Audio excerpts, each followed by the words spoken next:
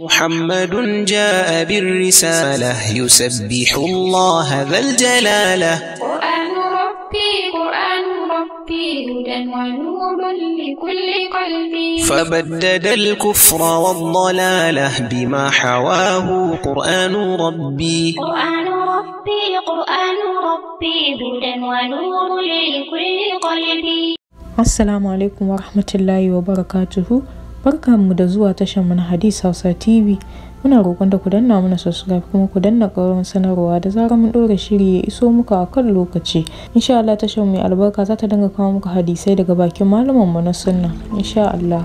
Mun gode da kallon tashar Hadis Hausa TV.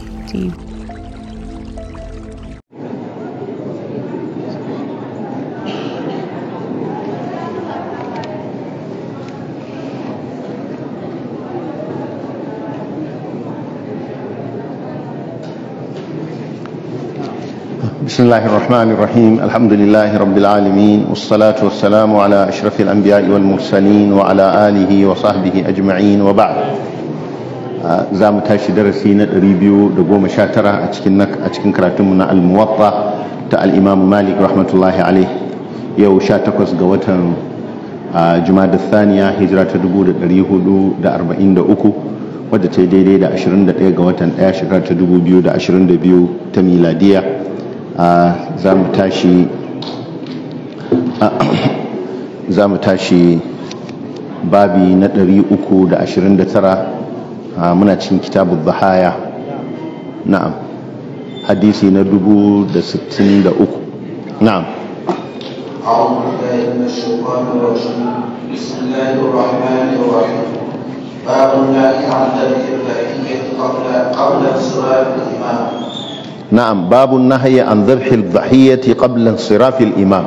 باب هني ga barin yanka wato dabbar layya kafin wato insirafil imam, kafin barin liman filin idi, kafin liman ya bar filin idi. Na'am, nan yayi amfani da insirafil imam saboda liman baya barin filin idi sai yayi yanka. To amma abin da yake da alaka da hukunci shine kafin yankar liman yake so ya ce, tunda shine hukunci yake rataye da shi. Idan ya yanka koda yana cikin filin idi bai riga ya bar wajen ba, to za a iya yin yankan, domin matsalar abubuwa guda biyu ne, da sallar idi da kuma yankan liman. Sallar idi da yankan liman, to za mu ji yadda bayanin da sabanin malamai kuma yake akan gabatar da mutum ya gabatar da yankansa kafin wannan yankan. Na'am, kafin ɗaya daga cikin waɗannan abubuwan guda biyu. Na'am, yace Yahya ya zanta min hadisi daga Malik, daga Yahya ibn Sa'id al-Ansari, daga Bushair ibn Yasar الحارثي مولى الأنصار المدني الثقة الفقيه. نعم. cewa Abu Burda bin Niyar sahabin manzon Allah sallallahu alaihi wasallam ne, sunansa Hani ibn Niyar al-Ansari. an ce khalin al-Bara'u ibn Azib ne, wata riwayar kuma an ce amminsa ne. wal awwalu ashhar, cewa halinsa ne, dan uwan mahaifiyarsa ne, shine ya fi shuhura. Na'am.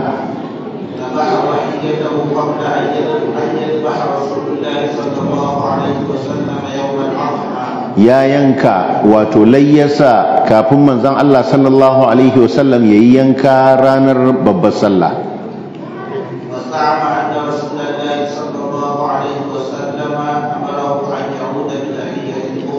sai ya ce za'ama anan bi ma'ana qala, sai ya ce manzon Allah sallallahu alaihi wasallam ya umarce shi da ya sake yin layyarsa, ya sake da wata layyar daban. Abu Burda ya ce la ajidu illa jaza'an ya Rasulallah, babu, ban samu wata dabba ba wadda zan yanka sai aljaza'a, wadda ta cika shekara ɗaya ta shiga shekara ta biyu, wato akuyar da take aljaza'a wadda ta fara famfara. تجد إلا جذعا ya ce ko da baka samu wata dabba ba sai jaza'a wato wadda take ta fara famfara daga akuya fadhbah to ka yanka. Wannan hadisin asalinsa yana cikin as-sahihain na kisar shi Abu Burda ibn Niyar cewa da ya tashi ranar sallah sanin cewa ranar layya ce yana da 'yar akuyarsa sai ya yanka ta, yana da lagon layyansa sai ya yanka abin dabbar yanka layya sai ya yanka, ya ce saboda ya ga ranar sallah ce ranar cin nama, ya ciyar da iyalansa ya raba ma makwabtansa. To sai da ya zo sai manzon Allah sallallahu alaihi wasallam ya ce wannan rana ce da za mu sallah sannan mu yanka, za mu sallah sannan mu koma gida sannan mu yanka. Ya ce kuma wanda diya yanka kafin yankan liman to ba shi da yanka, ba shi da udhiya, inna ma hiya shatu laham, abinda ya yanka kawai akuyar cin nama ce amma ba akuyar ibadar layya ba. To shine sai shi Abu Burda bin Niyar sai ce ya Rasulullah aini na ɗauka cewa ranar ci da sha ne, saboda haka sai ne gaggawa na ciyar da iyalina na ciyar da makwabtana. To sai manzon Allah sallallahu alaihi wasallam ya ce tilka shatu laham, wannan akuyar da ka yanka akuyar nama ce, an ci nama, wato akuyar naman cefane ce, an ci nama dai an yi cefane amma ba ta ibadar layya ba. To sannan sai ya umarce shi da ya sake, to kuma da ya sake din sai ya sake da wadda take bata kai shekarar da za a yi layya ba, domin kamar yadda ya zo a cikin al-Bukhari a cikin sahihain yace da yace sai aljaza'a yake da ita sai yace walan tujzi'a li ahadin qablak, ba za ta wadatar ma wani baka ba wato ba'dak bayan kai. An keɓance wannan hukuncin gare shi ta zamanto ruksa aka yi masa, amma ga dukkan wanda ba shi ba to sai dai athani wato wanda ya cika suna cewa aljaza'a min ad-da'an ita ce yar wata shida, athani kuma ita ce wadda take yar wata cika shekara ɗaya ta shiga shekara ta biyu. Amma daga cikin awaki to ita za a iya yanka aljaza'a wadda take bata cika shekara ɗaya ba, za a iya yanka ta wato daga rago ko tinkiya, daga jinsin raguna ko tumakai. Na'am. wannan hukuncin mahallin ijma'i ne cewa duk wanda ya yanka kafin a yi sallar idi ba shi da yanka. Malamai sun yi ijma'i akan wannan, duk wanda ya yanka kafin ya tafi filin idi ba shi da yanka. To amma in ya yanka bayan an yi sallar idi kafin liman ya yanka, to nan shine aka samu saɓani. Mafiya yawan malamai kuma shine mazhabar Malik suka ce shi ma ba shi da yanka, dole sai dai in yayi yankan nan bayan yankan liman, sai dai ya yankan bayan yankan liman. Kuma kun ga hadisin Malik yana shaida gare shi, domin ya ce annahu zabaha dhahiyatahu qabla an yadhbaha rasulullahi sallallahu alaihi wasallam, yayi yanka kafin manzon Allah sallallahu alaihi wasallam ya yanka. To wannan mazhabar Malik yankan bai yi ba, da Shafi'i. Mazhabar Imam Abu Hanifa da Al-Layth suka ce in dai bayan sallah ne yankan nasa yayi, domin su abinda suke la'akari da shi sallar idin, tunda suka ce ai Allah ta'ala ya ce wa zakara rasma rabbihi fa salla, ba wannan ba, fa salli li rabbika wanhar, fasalli li rabbika wanhar, kayi sallah ga ubangijinka kuma kayi wato kayi yanka. Sai suka ce cewa aka yi sallah sannan ayi yanka, na haka idan aka riga aka yi sallah, idan mutum ya yanka yankansa yayi, ko da liman bai yanka ba. To amma wannan babu hujja a cikin wannan, tunda wannan ayar ta zo a dunkule ne. Manzo Allah sallallahu alaihi wasallam shi yayi bayani, yace duk wanda ya yanka kafin liman ya yanka ba shi da yanka, duk wanda ya yanka kafin liman ya yanka ba shi da yanka. Dalilin sa hadisin Jabir wanda yake a cikin sahih Muslim, Ibn Abdul Bar ya kawo shi a cikin sharhinsa inda ya ruwaito daga Abu Zubair an Jabir anna nabiyya sallallahu alaihi wasallam salla yawman nahri bil madina, cewa manzo Allah sallallahu alaihi wasallam yayi sallah ranar sallar yanka a Madina. Fataqaddama rijalun, sai waɗansu mutane suka gaba, fa naharu, sai suka soke wato raƙuman layyarsu. Wa dhannu anna nabiyya sallallahu alaihi wasallam qad nahar, suka yi tsammanin cewa manzo Allah sallallahu alaihi wasallam ya riga yayi yanka. فأمر من كان نحر قبله أن يعيد بذبح آخر, sai ya umarci duk wanda ya yanka kafin shi ya koma ya sake yin wani yanka. Wala yanhara hatta yanhara an-nabiy sallallahu alaihi wasallam, kada ya yanka har sai annabi sallallahu alaihi wasallam ya yanka. To kun ga wannan sunna sahiha ita ta bayyana cewar la'akari ba kawai da sallah bane, ana la'akari da yankan liman. Abinda kuma ake nufi da yankan liman ana nufin al-imamul a'zam, sarki ake nufi. To sai dai idan yayi izini ga waɗansu, shi yasa ake so kada a je a gaba gad wajen sallar idi, sallar idi babu izinin shugaba.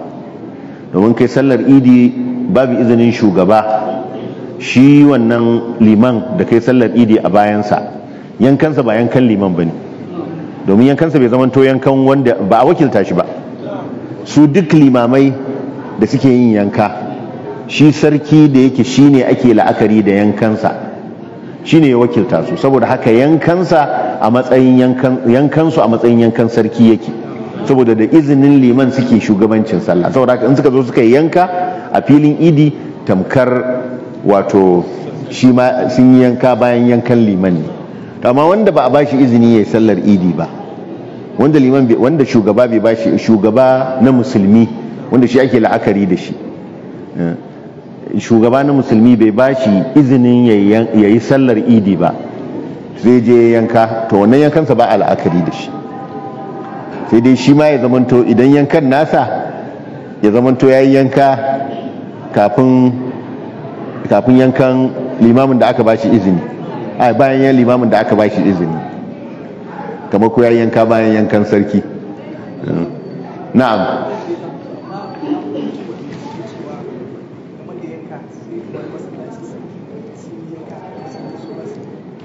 To ai bisa wannan ka'idan ne suke faɗa, shine ai nuna ka'idar tana da gyara, ba sai shi shugaban kansa ba, duk wanda ya ma izini akan yayi sallah kamar yayi izini ne akan cewa shi wakilinsa ne, saboda haka yankansa a matsayin yankan sarki yake.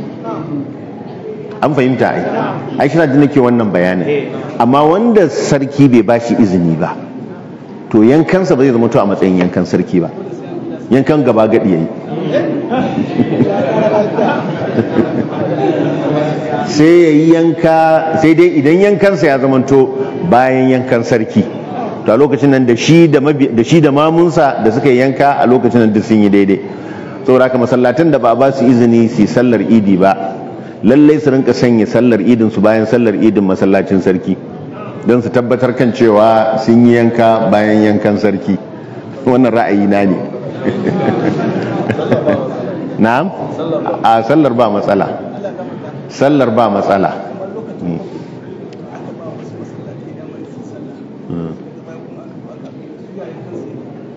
An ba su izini sannan aka kwace izinin.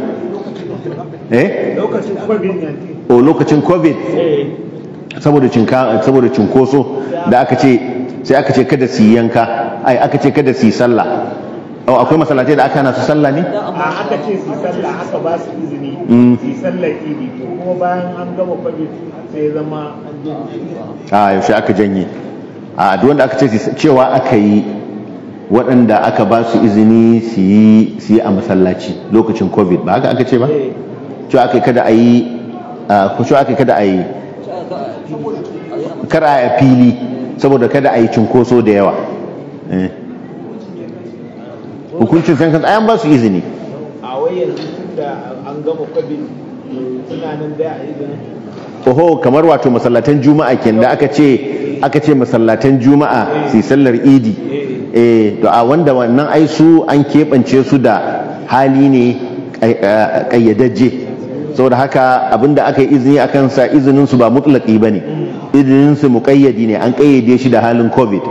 Tunda kuma yanzu an koma covid, yanzu al'amarin ya koma da in suna son su rinka sallar idi su je su nemi izinin shugaban sarki, wannan yana ɗaya daga cikin dalilan da zai sa wato kada a rinka gaba gadi wajen sallar idi da wajen sallar juma'a. Musulunci addini ne na shugabanci, ya kamata a rinka yin abu bisa tsari, bisa shugabanci, kuma ya kamata su ma a can karkashin wajen, don wani lokaci abin daga wajen inda ake ba da izinin abin yake zuwa, sai ga mutum yana ganin ya cika sharɗa, amma sai ka ga wani abu na son zuciya ya shiga ciki. To shi ko dama inda ba za a yi adalci ba, dole sai an ga abin da ba a so. Amma kuma rashin adalci wannan ba dalili bane kuma a saba ka'idar shari'a, ba dalili bane na a saba ka'idar shari'a. Wannan ka'ida ce ba ta son zuciya ba, ba ta constitution ba, ka'ida ce ta shari'ar musulunci. Duk yana cikin ahkam, yana cikin siyasar shar'iyya da al-ahkamus sultaniyya. Na'am wanda suke karkashin kungiya, to kungiya liman ce, shugaba ce? Na'am, kungiya wato kungiya ba a matsayin amirul muminin take ba, duk da suna tasarrufi kamar haka, suna ganin mabiyansu kamar wato shi shugaban kungiyar kamar amirul muminin ne, mabiyan dole su yi masa da'a, watakila ma su ɗauko ayar wa ulil amri minkum, atiyu Allah wa atiyu Rasul wa ulil amri minkum, su dora a kansu, bayan kuma ta hau kansu ba. Wannan ta hau kan wannan hukunci ne da yake abin nan, hukunci ne da yake akan al'ummar musulmi. Shugabanci na musulmi, kamar yadda annabi sallallahu alaihi wasallam ya ce alaika bi jama'atil muslimina wa imami, ka lizimci taron musulmi da shugabansu. Taron musulmi aka ce, ba taron kungiya ba. Idan kungiya ce ai kowa ma sai ya kafa kungiyarsa, wanda ma suke karkashin kungiya guda ɗaya, karkashin shugabanci guda ɗaya, za su iya tawayiya su cire shugaban su samu wani nasu shugaban, sai a samu bangare. Aka samu bangare shikenan, shi ma kuma wannan bangaren an ba ya ba sai a sake samun bangare. Saboda haka dai rarrabuwar kan ta tabbata. Dama in aka ba mu kungiya, ita kungiya a yi ta dan a taimakon addini, amma ba za ta zo ta zamanto a maimakon jama'atul muslimin wanda suke da shugabansu wanda zai tsayar da sha'airuddin, wanda zai ce a ɗauki azumi, a ajiye azumi. Shugaban kungiya ko shehi na wata ɗariƙa ba shi da ikon ya ce shi ne zai ce a tashi da azumi ko a soke azumi. Duk wanda ya bi shi ya yi bisan zuciya ne, ba shi da wannan ikon, babu inda shari'a ta ba shi wannan ikon. In kuma akwai ya kawo, duk wanda yake da awan cewa akwai ya kawo inda shari'a ta ba shi wannan ikon.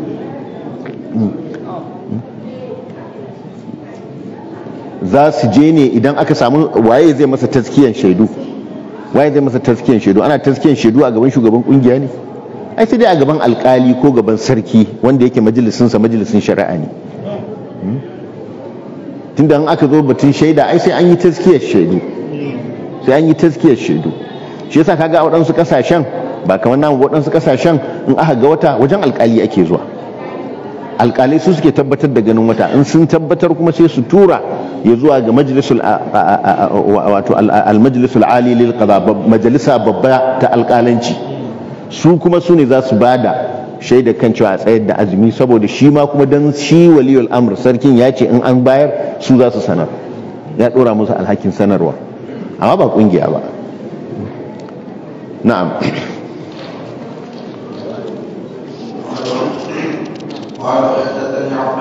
Na'am, kuma ya zanta min hadisi an Malik daga Yahya ibn Sa'id daga Abbad ibn Tamim al-Muzani cewa Uwaymir ibn Ashqar ya yanka wato na dabbar layyarsa tun kafin ya wayi gari ya jijjifi ranar babbar sallah. wato kafin ba a faɗi inda zai yi jijjifin ba, amma sananne ne wato kafin ya tafi da safe zuwa masallacin idi, zuwa filin sallar idi ranar babbar sallah. Na'am.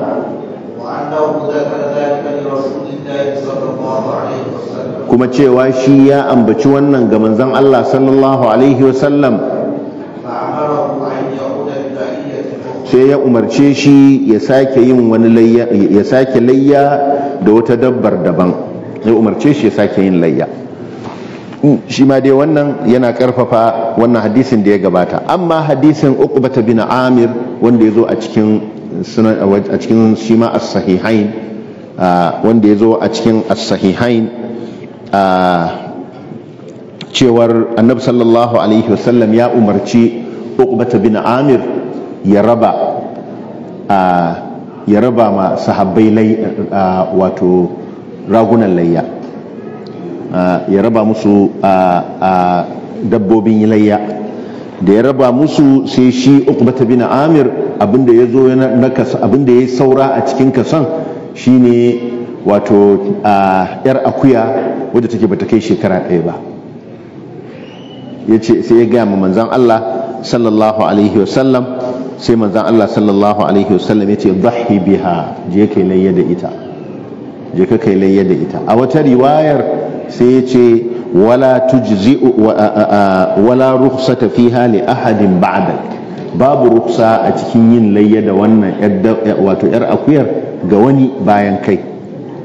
To ya za a yi jam'i tsakanin wannan da na Abu Burda, tunda Abu Burda ma ya ce masa ba za ta wadatar ma wani ba bayan shi, nan kuma Uqbata bin Amir ya ce babu ruksa ga wani bayan kai. Ba zai yi a ce su biyu din ba, aka ce musu, tunda ya ce ba za ta isa ga wani ba sai kai bayan ka. To wannan ziyadar bata inganta ba, shi yasa aka samu wannan cin kara, bata inganta ba. Domin Al-Baihaqi kamar da ya kawo ya ce in sahhat, in mata inganta, wasu sahih bata inganta ba. Abin da ke cikin dan riwayar wannan hadisin na Uqbata bin Amir a cikin as-sahihain da cikin as-sunan gabaki daya babu wannan ziyadar, babu wannan ziyadar cewa ba za ta wadatar ma komai ba kowa ba bayan kai. Bal wannan ta zo ne akan kissar shi Abu Burda bin Niyar kamar yadda muka karanta. Saboda haka kar wani idan ya ga wannan riwayar ya ce to ya za a yi jam'i tsakanin wannan kissa ta Abu Burda da ta Uqbata bin Amir. Amma a cikin na Uqbata bin Amir za mu koyi wani darasi cewar wato babu laifi daga dukiyar al'umma a raba ma jama'a ragunan layya, a raba ma jama'a, domin annabi sallallahu alaihi wasallam ya sa Uqbata bin Amir ya raba ragunan layya ga sahabbai, ya raba ragunan layya ga sahabbai, wato daga baitul mal, daga dukiyar baitul mal. Kamar aka tashi yi komai sai a lura da yin adalci, a bama waɗanda su suka cancanta a bama. Amma yanzu ka san mu yanda ake karawa mai karfi ake, har mu limamai zai ga an tila mana zai ga an tila mana. Alhamdulillah muna rabawa, Allah ya karba.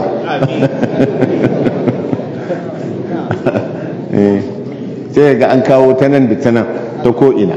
To wannan kaga ya samu asali daga fi'ilin annabi sallallahu alaihi wasallam, daga abin da yake daga baitul mal a raba ma mabukata abin da za su yi layya da shi. Wanda ya nuna muhimmancin wannan ibada ta layya, domin rayar da sunnar manzon Allah sallallahu alaihi wasallam ce da sunnar annabi Ibrahim. Kuma gashi Allah ya ce fa salli li rabbika wanhar, kai sallah ga ubangijinka kuma kai yanka. To saboda haka babu laifi idan aka yi, amma a rinka kula in aka yi din abin ya kai ga waɗanda suke sune mabukata, wanda suke sune mabukata, wanda su ba su yi layya ba a ba su wanda yake su ma za su yi layya. Kuma waɗanda aka tuttulo musu, wanda aka tuttulo musu, to in sun samu su ma su tana waɗanda ba su yi layya ba su rarraba musu su ma su yi layya. Kaga sai ya zamanto dai na hukumar ma da aka bayar, ko da bai je wajen su mubasharatan ba, ya je ta wata hanya. To dama kuma haka ake so, kamar yadda annabi sallallahu alaihi wasallam yakan ce irfa'u irfa'u ilayya hajata man la yastati'u iblaghaha, ku isar min bukatun wanda yake ba zai iya isar da bukatarsa zuwa gare ni ba. Domin akwai waɗansu wanda yake ba za a san halin da suke ciki ba, amma waɗanda suke ido na al'umma ɗin kaga an san cewa suna kusa da al'umma, sun san wanda yake suka cancanta, wanda su ba za su iya zuwa su ce ai musu ba.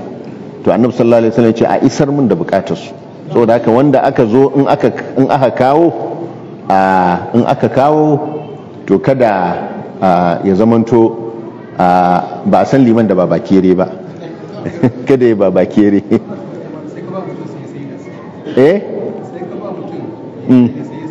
ya rasa sunna, ya ci halal, amma ka bashi kyauta, ka bashi watakila yana da wata bukatar da ta fi layyar injiniya to yanzu wanda kullum da safe sai an zo an ce masa assalamu alaikum a kofar gida, masu bashi suna kwankwasa kofa, sannan masu bashi su ga an ɗaura rago a kofar gidansa ko an shiga da rago gidansa. Idan da safe suke zuwa ai har bayan isha ma sai sun zo sun yi sallama. Saboda haka in aka bashi ya sayar don yi wata bukatarsa babu komai, bai samu ladan yin layyan ba. Amma ai ba waƙafi bace, waƙafi shine wanda yake baka da ikon kai tasarrufi sai akan abin da aka ce kai. To shi ko wannan ba waƙafi bane, kyauta ce aka bashi ko sadaka aka bashi. Abinda aka baka da sunan kyauta ko da sunan sadaka ka mallake shi. Abinda ba za ka iya sayarwa ba, an gane, abinda ba za ka sayar ba, layyar idan ka yanka ta, idan ya yanka naman layyan shine ba zai sayar ba. Shi annabi sallallahu alaihi wasallam ya haramta wannan dan ta zamanto kayi ta dan Allah. Amma kafin ka yanka wannan dukiyar ka ce, sai tana zamantowa layya ne da yankan, ba da cewa an baka ragon layya ba, daga ka mallaki ragon layya ba ta zamanto layya ba, sai ka yanka tukuna ta zamanto layya. To akan wannan shi yasa akwai watakila za a iya cewa a hadisin Abu Burda bin Niyar cewa zabaha dhahiyatahu qabla an yadhbaha Rasulullahi sallallahu alaihi wasallam, ya yanka dabbar yankan layyansa kafin manzo Allah sallallahu alaihi wasallam ya yanka. Kaga tun kafin ya yanka ta zamanto layyar, wato ya ware ta dan ta zamanto layya, aka kira ta a cikin hadisi layya. To daga mutum ya ware dabba ya ce wannan ta layya ce, daga lokacin ta zamanto layya? Ba daga lokacin bane. Shi yasa Az-Zurqani a cikin sharhin sa yayi ishara ga wannan, yace zabaha dhahiyatahu qabla an yadhbaha Rasulullahi sallallahu alaihi wasallam, yace atlaqa ala al-ula isma ad-dhahiyya, ya sanya mata farkon da sunan layya, li'annahu dhabahaha ala annaha dhahiyya, ya yanka ta a matsayin cewa lagon layya ce.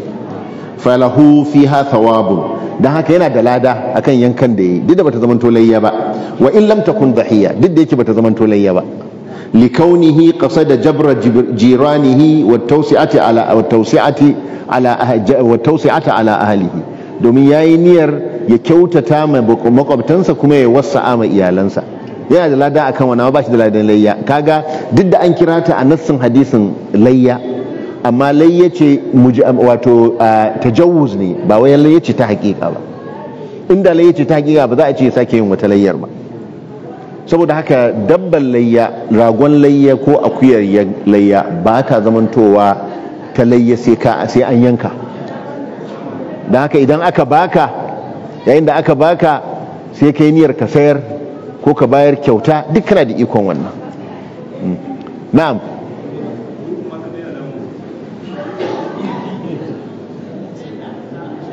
Ya ayyatuhan nisa, ya ku mata masu surutu, ko ba ku jin tsoron Allah ana muku magana kuma kuna surutu?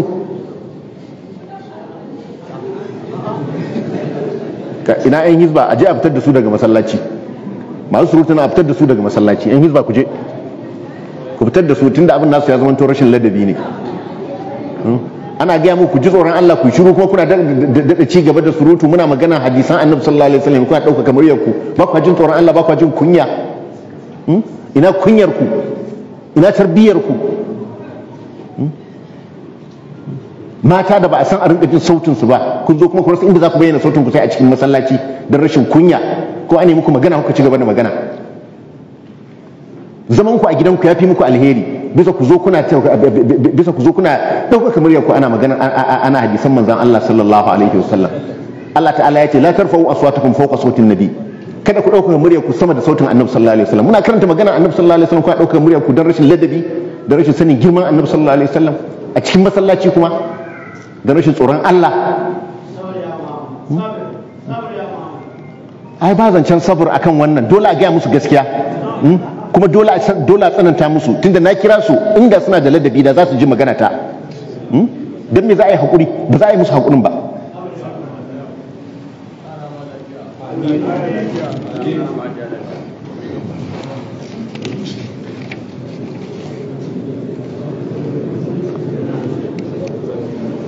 Bismillah, mu ci gaba. باب ادخال لحوم الضحايا.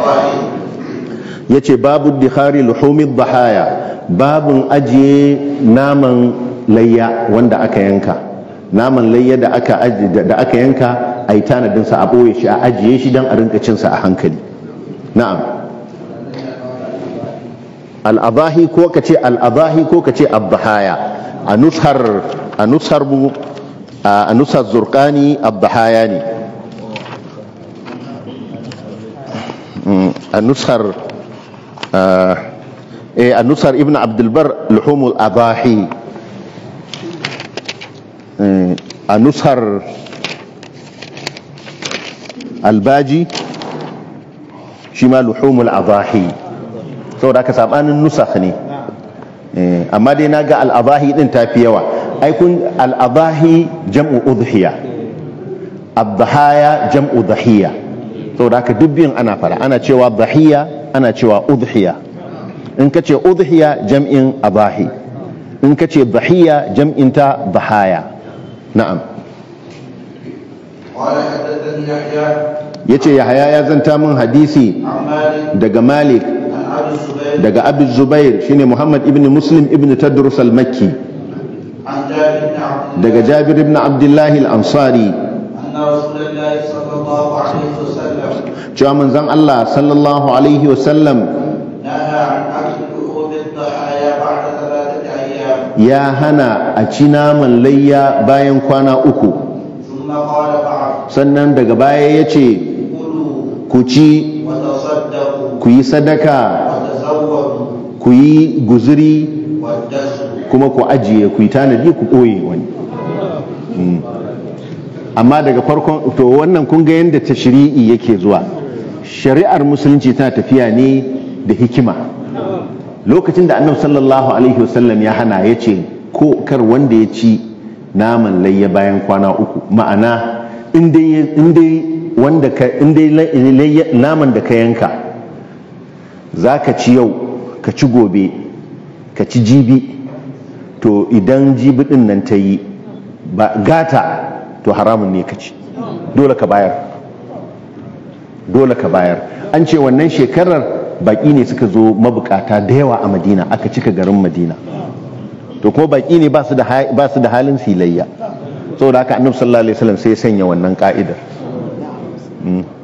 cewa kowa in zai ci aka baka dama ka ci, amma banda hadama, banda babakere. iyakar kwana 3 shikenan, abin da ya wuce kwana 3 to ka ba mu waɗansu. saboda haka ko za ka ajiye naman da za ka ajiye, kar ka ajiye wanda yake zai wuce kwana 3. to bayan nan summa qala ba'du, ai bayan wannan hanin da yayi, bayan wannan hanin da annabi sallallahu alaihi wasallam yayi, sai ya ce to yanzu ku ci, ku yi sadaka, ku yi guzuri, kuma ku ajiye wato yadda kuke so. a ɗaya hadisin bara ibn azib ne yace bara ibn azib kuntu nahaitukum an iddikhari luhumil hadaya fawqa 3 fakulu wa tasaddaqu waddakhiru kayfa shi'tum. yace da na hana ku rinka ajiye, wato ku rinka ku ci naman layya bayan kwana 3, to yanzu ku ci, ku yi sadaka, kuma ku ajiye iyayen da kuke iya lokacin da kuke so, iya lokacin da kuke so, saboda lokacin da ya hana bukata ce ta sa, bukata ce. To kun ga yanda wato ya wajaba shugabanci a yanda shugabancin yanda tsarin musulunci yake a cikin shugabanci, ana kula da halin da al'umma take ciki, ana kula da halin da al'umma take ciki. Wannan shekarar baki sun yi yawa a Madina mabukata, kuma ga samu din a hannun waɗanda suka yi layya, to sai aka nuna musu tsari wanda zai sanya su ta tilas sai sun sanya waɗansu sun yi musharaka da su. Tunda dama asali ai mutum idan ya layya ba shi zai sa naman a gaba ya cinye ba, yana ciyar da makwabtansa, yana yin sadakar. To amma buƙatar ta sa ba za a wadata da wannan son kai sadakar wanda yake bisa zaɓinka ne ba. In ka so ma za ka iya ajiyewa, ko in ka yan sadakar da ɗan ƙanƙani shi kenan. To sai aka kawo wannan umarni kan cewa in dai kai kwana uku to bai halatta ka ci naman layya ba, dole sai dai ka bayar da shi domin a wadata waɗanda suke mabukata a wannan shekarar wanda suka zo. Na'am, alaikum salam.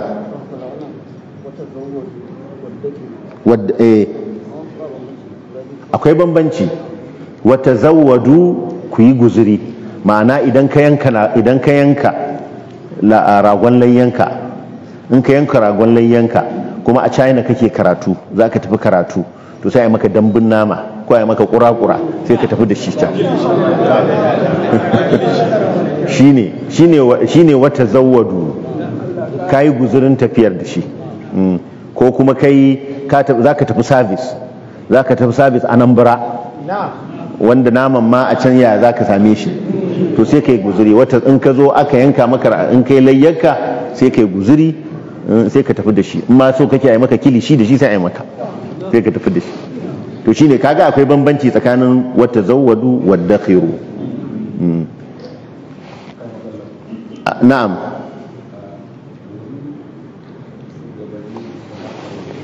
Na'am.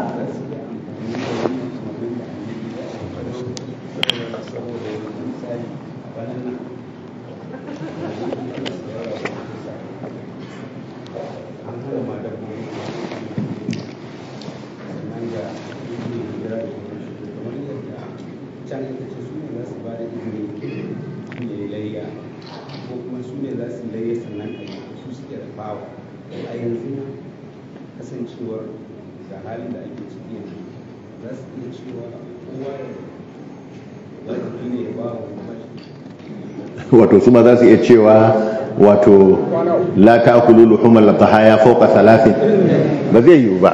Wai an ji tambayarsa, wai yanzu saboda bukata wato shugabanni su ma za su iya yin yanzu kamar yadda ake cikin wahala su ce to kada wanda ya ci, musamman yanzu yadda ake cikin tsanani, a ce kada wanda ya ci naman layya bayan kwana uku don a samu a wadata mabukata. Shugabanni za su iya yi, musamman ganin kan cewa an ba su damar za su iya raba naman layya. Za su iya yi? Ba za yiwu ba, saboda in suka yi haka zai zamanto sun faru wani abu a cikin addini, sun zamanto sun yi tashri'i, sun haramta abin da Allah ya halatta. Baka isa ka haramta ma mutum abin da Allah ya halatta masa ba. Manzo Allah sallallahu alaihi wasallam ya ce kulu wa tasaddaqu waddakhiru wa tazawwadu, ya faɗi wannan. To kai kuma baka isa ka zo ka ce a'a la ta'kulu fawqa thalathin ba. In kai haka ka haramta abinda Allah ya halatta, ka haramta abinda Allah da manzonsa suka halatta. Sai dai ka dauki wani tasarrufin da zaka yi a cikin wato ikon liman, a cikin ikon shugaba, a cikin ikon shugaba wanda zai yi. Duk da waɗansu suna cewa wato ana iya taqyidul mubah, abin da yake mubahi ne a ƙayyade shi, a ce kada kai, kamar yadda sayyidina Umar ya yi taqyidin mubah, ya sanya cewar duk wanda zai yi hajji sai dai ya yi ifradi, ba zai yi tamattu'i ko kirani ba, ba zai tamattu'i ko kirani ba, saboda yana so a yawaita zuwa Makka. Wanda za su tafi Makka da hajji, in za su yi umra kada su hada tare, su sake wata sabuwar tafiyar domin umra, saboda yana so a rinka yawan zuwa Makka. To kaga wannan taqyidul mubah ne, abu ne wanda yake ya halatta, amma sayyidina Umar ya hana shi, ya hana a yi. To amma wannan bai zama to tashri'i ba, wannan tasarrufin waliyul amr ne. To wataƙila wannan ɗin ma zai iya zamantowa a asasi da za a iya yin wannan, amma ai akwai hanyoyi da za a iya yin wannan. Akwai hanyoyi da za a iya yin wannan shine za a iya cewa to ana ba ma mutane shawara kowa idan ya yi yanka ragon layya to ya sanya rabi sadaka ne, rabi shine wanda zai ci ya ajiye, tunda ka san yadda ake cewa a naman layya a kasa shi kashi uku, kashi ɗaya a ci, kashi ɗaya a raba, kashi ɗaya a ajiye don a rinka yin miya. Yawanci ba wai an ce dole haka za ka yi ba, amma dai haka fuqaha'u suke cewa a kasa shi kashi uku ta haka. To waliyul amr zai iya tasarrufi da yake abu ne na maslaha, ya ce to saboda maslaha idan duk wanda ya layya ya ware kasan sadaka ya zamanto rabi shi zai sadaka da shi, abinda zai ci ya zamanto rubu'i, abinda zai ajiye ya zamanto rubu'i, kamar wannan zai iya yin wannan. So kuma maslahar za ta samu da wannan abin da yake yi, amma ya ce bayan kwana uku ba za a yi ba kamar yadda aka yi a zamanin annabi sallallahu alaihi wasallam, wannan zai zamanto tashri'i ne, musamman kayyadewa da kwana uku, kayyadewa da kwana uku. Na'am, shi ma da sigar da sigar in aka ce umarni ne, wanda ya saba za a yi masa uquba kenan, wanda ya saba za a yi masa uquba. Da sigar abin nan kwadaitarwa, da sigan zaburarwa kan ai haka. Na'am, kuma ya zanta min hadisi an Malik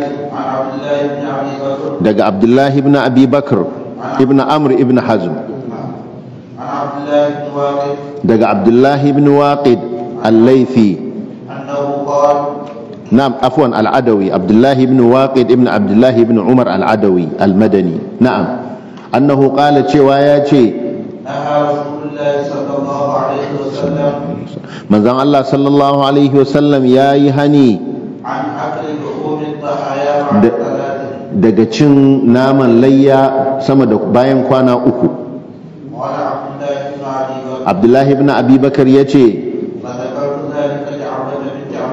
sai na ambata wannan ga Amratu binta Abdurrahman, sai ta ce ya faɗi gaskiya, wato Abdullahi ibn Waqid ya faɗi gaskiya, tunda shi dai ba sahabi bane, tabi'i ne.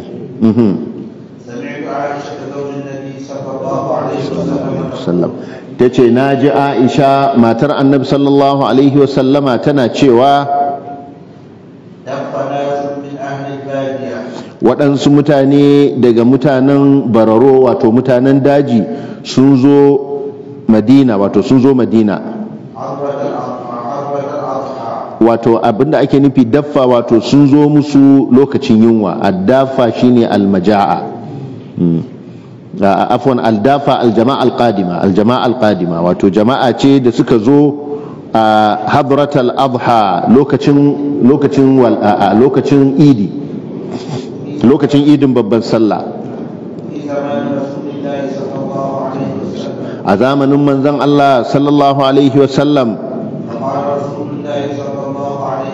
Sai manzon Allah sallallahu alaihi wasallam ya ce to ku ajiye, wato naman da za ku ajiye na kwana uku, ku yi sadaka da abin da ya saura. Ta ce yayin da ya kasance bayan wannan, an ce bayan shekara ɗaya ne, shekarar da ta kewayo, sai aka ce ma manzon Allah sallallahu alaihi wasallam, hakika fa mutane sun kasance suna amfanuwa da naman layyansu, wa yahmiluna wa yajmiluna bil jim, haka ne, bil jim, kuma suna narka kakide da shi, kuma suna daukan wato salkar ruwa daga naman, daga gare shi, wato daga shi abdahaya, daga wato fatin. sai manzon Allah sallallahu alaihi wasallam ya ce وما ذلك to menene zai hana su su haka, أو كما قال ko kuma dai kamar wannan maganar ya faɗa musu, rawin yana shakka. قال Sai suka ce نهيت عن لحوم الضحايا بعد ثلاث ai ka hana a ajiye naman layya bayan kwana uku. فقال رسول الله صلى الله عليه وسلم Sai manzon Allah sallallahu alaihi wasallam ya ce إنما نهيتكم من أجل الدابة التي دفت عليكم ai abin da yasa na hane ku saboda dalilin jama'ar da suka zo muku, فكلوا وتصدقوا dan وتسروا haka ku ci ku yi sadaka kuma ku yi ajiya. يعني الدابة Abin da yake nufi da addafa قوما مساكين قدموا المدينة waɗansu mutane ne miskinai da suka shigo madina, da suka iso madina, wato sai ya so a taimaka musu kan a basu abin da za su ci, tunda baki ne, wanda ya nuna kan cewar wato waɗanda suke matafiya ba sa layya saboda rashi, amma wanda yake matafiyi in yana da dama, ko da shi bako ne matafiyi ne, sai ya layya kamar yadda Malik ya ce. Layya ba ta suke banta ga mazaunan gari ba, hatta matafiya ma sai su. Na'am. قال وحدثني عن مالك Kuma ya zanta min hadisi an Malik daga Malik عن ربيعة بن أبي عبد daga Rabi'ata bin Abi Abdurrahman عن أبي سعيد daga Abu Sa'id al-Khudri Sa'ad ibn Malik ibn Sinan أنه قدم من سفر cewa ya dawo daga tafiya, فقدم إليه أهله لحما sai mutanen gidansa suka gabato masa, suka kawo masa nama, فقال sai ya ce انظروا to ku duba fa ku gani, أن يكون هذا من لحوم الأرض ku duba kar wannan ya zamanto yana daga cikin naman layya. فقالوا Sai suka ce هو منها yana daga cikin naman layya. فقال أبو سعيد Sai Abu Sa'id ya ce ألم يقل رسول الله صلى الله عليه وسلم نهى عنها to yanzu manzon Allah sallallahu alaihi wasallam bai kasance ya hana gabarinsa ba. فقالوا Sai suka ce إنه قد كان من رسول الله صلى الله عليه وسلم ba'adaka am, عمرو to ai wani lamari ya kasance daga manzon Allah sallallahu alaihi wasallam a bayan baka nan, wato. فخرج أبو سعيد Sai Abu Sa'id ya fita, وسأل عن ذلك sai ya tambaya akan wannan, فأخبر أن رسول الله صلى الله عليه وسلم sai aka ba shi labari cewa manzon Allah sallallahu alaihi wasallama ya ce نهيتكم عن لحوم الأضحى بعد ثلاث na hana ku cin naman layya bayan kwana uku, فكلوا وتصدقوا وادخروا to yanzu ku ci ku yi sadaka ku yi ajiya. ونهيتكم عن الانتباه Kuma na hana ku kan ku yi tsimi, wato a cikin salkar fata. فانتبهوا Fantabizu, yanzu ku yi tsimi a cikin kowace irin salka ce, kowane irin kwano ne. وكل مسكر حرام Amma dukkan abin da yake sanya maye haramun ne. ونهيتكم عن زيارة القبور Kuma na kasance na hana ku ziyarar makabarta, فزوروها to ku ziyarci makabarta. ولا تقولوا مطلقا Kada ku faɗi magana wadda take mummuna, يعني لا تقولوا سوءا ai ma'ana kada ku faɗi mummunan zance. To wannan hadisin Abu Sa'id al-Khudri ya zo da ba kwatankwacin wannan hadisin. Akwai hadisin Abdullahi bin Mas'ud, kuma hadisi ne wanda yake mashhur akan wanda Malik ya ruwaito shi daga Abu Sa'id al-Khudri, daga hadisin Abu Sa'id al-Khudri, amma hadisin ya zo daga hadisin Sayyidina Ali da Buraida da Jabir da Anas. Yau hadisin da na kawo ɗazu wanda nake cewa hadisin albara ba na albara ba ne, Buraida bin al-Husayn, Buraida bin al-Husayn ɗaya daga cikin da suka ruwaito hadisin da wannan siga. To wato Abu Sa'id al-Khudri da ya zo ya dawo daga tafiya, sai aka kawo masa nama, sai ce to ku duba fa ku gani, watakila da yake lokacin kusa da lokacin layya ne, kadda ya zama to wannan naman daga cikin naman layya ne. Sai suka ce daga cikin naman layya ne. Sai ce to ba manzo Allah sallallahu alaihi wasallam ya hana ba? Suka ce to ai bayan ka wani al'amari ya faru, annabi sallallahu alaihi wasallam ya halatta. Bai gamsu da abin da suka ce ba, sai ya fita waje ya kama tambaya. wannan yana ishara ga yaduwar ilimi a zamanin manzon Allah sallallahu alaihi wasallam, shi yasa ya fita, wato ya san daga ya fita zai samu wanda yake da sani akan wannan. To kuma wanda yake al'amarin haka yake musamman a Madina, tunda shi Abu Sa'id a Madina ya rayu. Madina cike take da sahabban Annabi sallallahu alaihi wasallam, cike take da ilimi, saboda haka abin ba zai buya ga mutane ba, sunnar ba za ta buya ga mutane ba, shi yasa ya fito. Wannan zai nuna mana irin halin da wato sahabbai suke a ciki a wannan lokaci. Shi Abu Sa'id al-Khudri yana daga cikin samarin sahabbai lokacin da manzon Allah sallallahu alaihi wasallam ya bar duniya, kuma ta yiwu ma wannan kissar ta faru ne ma alhali manzon Allah sallallahu alaihi wasallam yana nan, yana da rai, wanda yake shine zahiri, tunda ya nuna cewar tunda ai ba a shafa hukunci sai a zamanin manzon Allah sallallahu alaihi wasallam, ko ba zai yiwu a ce an shafa hukuncin har manzon Allah sallallahu alaihi wasallam ya bar duniya, wanda yake kamar Abu Sa'id wanda yana daga cikin sahabbai da suka rawaito hadisai da yawa, hadisansa sun fi 1000, wanda yana daga cikin al-mukthirin min as-sahaba, duk da yake a tabaka ta biyu yake, a ce wannan abin ya buya a gare shi har bayan rayuwar Annabi sallallahu alaihi wasallam. To amma da ya tashi yayi tambaya din, shine a wannan yana nuni kuma akan at-tasabbut, neman tabbata. In aka gaya maka abu zaka iya samun yaqini akan sa, ko zaka iya samun abin da zai kara maka yaqini, ka je ka samu karin yaqini, ba wai yana shakkar su bane amma dai ya samu karin yaqini. To ko da ya je kuma sai ya samu ma bayan karin yaqini sai ya samu ma karin ilimi, domin abin da suka gaya masa hadda ma suka kara masa matsala biyu ala koro akan abin da ba shi da alaka da ya naman layya. Suka ga shi ne ya ce Annabi sallallahu alaihi wasallam ya ce kulu wa tasaddaqu wa dakhiru, nan ba a kara wata zawwadu ba, kamar yadda ya zo a riwayar hadisin Jabir ibn Abdullah, aka ce kulu wa tasaddaqu wa dakhiru, haka yake hadisin Buraida ba, wanda sharhinsa ya gabata. To sai matsala biyu da ya kara shine yin tsimi. Da a farkon lokacin da a farkon umarnin hana shan giya, to Annabi sallallahu alaihi wasallam ya hana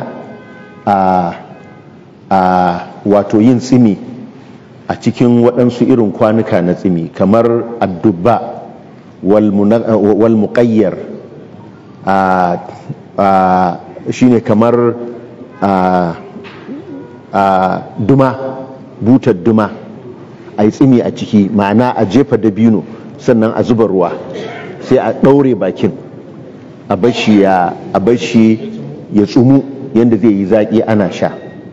To idan waɗansu irin waɗansu irin wata salkar ko wata butar ko ta duma, musamman idan ya zamanto ciki an shafe ta da man gero, to nan da nan sai ta in aka sanya dabinan aka zuba ruwa sai ya rinka saurin zafi, wannan zafin sai sanya shiga yayi kumfa, in yayi kumfa to ya riga ya zamanto giya, ya bugu, sai ya bugar kuma. To sai Annabi sallallahu alaihi wasallam ya hana, in dai mutum yayi tsimi to ya hana mutum ya sha tsimin nan bayan kwana 3 a cikin kowane irin roba ne. Yace in dai yayi kwana 3 kada mutum ya sha, saboda kada ya zamanto abin ya riga ya bugu, ya zamanto giya, ko ya zamanto wata abu na giya ya shi, kamar yadda ake fura, a san fura in ka batta ita ma haka ta kai. To wannan a farkon al'amari kenan, ya hana a yi nabiz fauka 30 sama da kwana 3. To a wannan shi ma sai aka shafa hukunci, yace fantabizu wala tashrabu muskira, kamar yadda ya zo a wata riwaya, yace wa nahaitukum anil intibaz fil awani kal muzaffati wal naqir fantabizu, wato ku yi tsimi a cikin kowace irin salka, kowace irin buta ku yi, amma sai yace wa kullu muskirin haramun, dukkan abin da yake sanya maye to haramun ne. Sai yace ya ce kamar yadda a wata riwaya a hadisin Buraida din ya zo wala tashrabu muskira, amma kada ku sha wani abu wanda yake sanya maye. To nan kuma sai ya zo da sigar wa kullu muskirin haram, dukkan abin da yake sanya maye haramun ne. Wato za ka iya yin tsimi za ka iya amfani da dukkan wani abu da ka yi abin sha, amma ka kula kada ka sha abin da zai sanya maye. Daga ya bugu ya zamanto zai iya sanya maye to kar ka sha. To sannan kuma ɗaya umarnin na biyu wanda suka zo su uku haka aka ambace su shine ziyarar makabarta. Annabi sallallahu alaihi wasallam ya hana ziyarar makabarta daga farkon al'amari, saboda a tsare al'umma daga kar su fada a cikin abin da magabata suka fada, su ɗauki makabarta ta zamanto wajen bauta. Mutum ya je makabarta domin ya je ya shaida ma Allah bukatunsa a kabarin waɗanda yake ganin bayin Allah ne, wanda ɗaya daga cikin hanyoyin da al'ummomi magabata suka bata kenan wajen tawassu, wajen istighatha. Mutum ya je yana roƙon wanda ke cikin kabari maimakon Allah, don har cewa suke yi to in fa ka je ziyarar wali a kabari to ka hada shi da aiki, domin daga ka dawo ka bar shi ka dawo gida haka fa zai tashi in ya rinka fuskanta yana shaida ma Allah bukatunka har sai bukata ta biya. To irin wannan ake gudu. To sai daga baya kuma annabi sallallahu alaihi wasallam ya ce yanzu a fazuruha, ku ziyarci makabarta. A wata riwayar ya zo da ƙari fa innaha tudhakkirukumul akhirah, domin ziyarar makabarta tana tunatar da ku lahira, ta ne muku wa'azi da tana lahira. Amma sai ya ƙara anan kamar yadda ya ce wala taqulu hujra, kada ku faɗi magana wadda take mummuna wadda bata dace ba. Alhujur wato ma'ana magana da ake ƙaurace mata, ba a santa. Shine idan mutum ya je makabarta kada ya farɗi maganganu da basu dace ba, kamar ya ce rashinka ya halaka ni, na mutu na lalace tun da na rasa ka, irin waɗannan maganganu. To kuma wannan hadisin zahirinsa shine ya ba da izini hatta ga mata a wajen jamahirin malamai, domin a kan suka ce hadisin annabi sallallahu alaihi wasallam je la'anallahu za'iratil qubur, a wata riwayar zawaratil qubur, mata masu yawan ziyarar makabarta ko kuma masu ziyarar makabarta Allah ya la'ance su. To sai suka ce wannan ya dace da lokacin da annabi sallallahu alaihi wasallam ya hani na zuwa makabarta, dan haka da yanzu ya ce fazuruha, ku ziyarta, to wannan ya hada haddasu su ma da aka ce an tsine ma masu ziyarar, yanzu da aka ce ku ziyarta to su ma sun shiga ciki, ya halatta mata su ziyarci makabarta.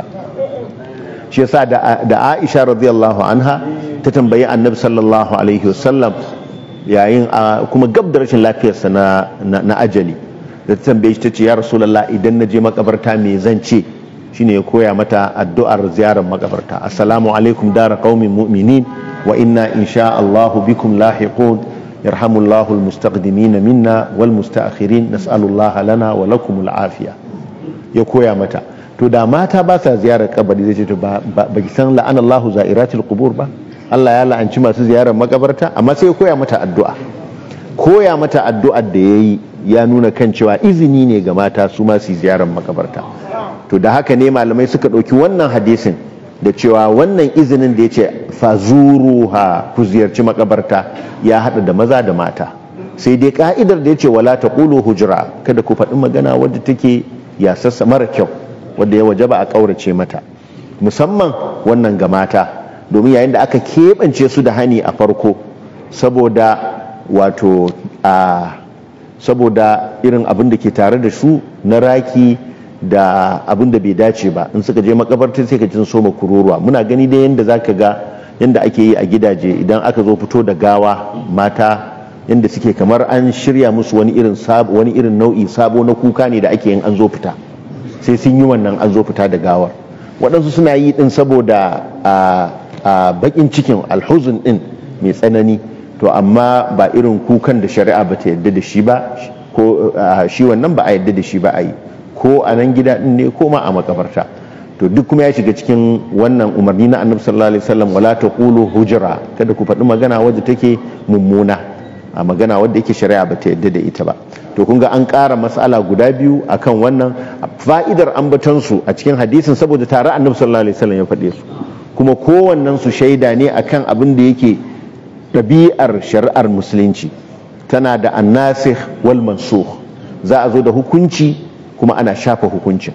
Kaga da annabi sallallahu alaihi wasallam yayi hukunci na hana a ajiye naman layya bayan har ya wuce kwana 3, daga baya kuma ya zo ya izini, kaga an shafe wancan hannun da aka yi, an kawo izini, an kawo halacci. To haka shari'a take, ta zo da annasikh wal mansukh. Yahudawa ba su yadda ana nasikh wal mansukh ba, saboda kar a ce addinin su an shafe shi, kamar yadda ake hukunci a shafe shi, haka addini ma ana shafe shi. Allah ya shafe addinin yahudanci da addinin musulunci, Allah ya shafe addinin kiristanci da addinin musulunci. To abin da yasa ba su yadda ba dan kar a ce addinin su shafaffe ne. To mu ka a wajen Allah addini ne shafaffe.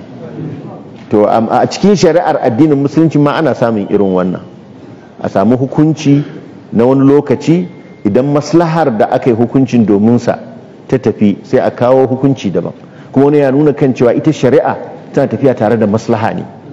Abinda duk kaga ya zo a cikin shari'a to maslaha ce tsagwaranta, babu mafsada, ko kuma maslaha ce mai rinjaye, wato akwai mafsada amma maslahar ta fi rinjaye. Kuma duk abin da aka hana a cikin shari'a barna ce tsagwaranta, ko kuma barnar ta fi maslahar da ke ciki, ko da akwai maslaha amma barnar ta fi. Kamar giya, kaga giya ai akwai maslaha, kamar yadda Allah ta'ala ya ce qul fihi ma ithmun kabirun wa manafi'u lin-nas. Akwai amfani, akwai amfani. Yanzu inda ake tsananin sanyin nan mutanen Rasha akwai wata irin giya da suke sha, sai ga suna gumi duk sanyin da ake yi, idan suka kurbe ta sai ga suna gumi. Allah ya kiyashe mu. To kaga ai wannan za su ce ai wannan maslaha ce, to amma shari'a ta ɗauki wannan maslahar, barnar da ke cikin giya bata kai a amfanin ba. Shi yasa Allah ta'ala ya ce wa ithmuhuma akbaru min naf'ihima, laifinsu ya fi girma da wato amfaninsu. To wannan shine shaida ne akan wannan, don mu kula ɗabi'ar shari'a haka take. Duk abin da ta yi na hukunci to yana tafiya ne tare da maslaha. Abin da yake in baka gane maslahar ba to karka ce babu maslahar, kai ne baka gane ba. Kuma shine kokarin malamai koyaushe su idraki, su tsakuro masalih, su tsakuro maslahohi, abubuwa na maslaha da amfani a cikin hukunce-hukuncen musulunci. Kuma wanda cikin dai littattafai wanda ya yi fice wajen bayyana wannan sai Izzuddin ibn Abdussalam a cikin Qawaidul Ahkam fi Masalihil Anam. Sannan kuma wanda ya fi shi wasa'awa daga bayansa da ya zo Ibn al-Qayyim al-Jawziya a cikin I'lamul Muwaqqi'in an Rabbil Alamin. Allah ya ba mu ikon karanta wannan littafi, kamar yadda muka yi alkawari za mu karanta shi a majalisin ɗalibai insha Allah. Subhanakallahumma wa bihamdik, nashhadu an la ilaha illa anta, nastaghfiruka wa natubu ilayk. Amin. Amin. Mata ku yi hakuri ne muku faɗa.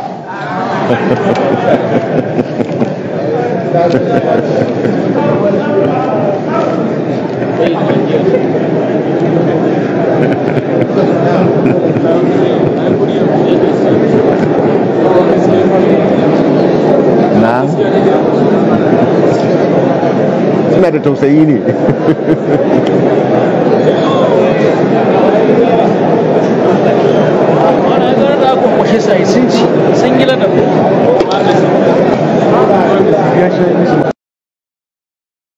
Wala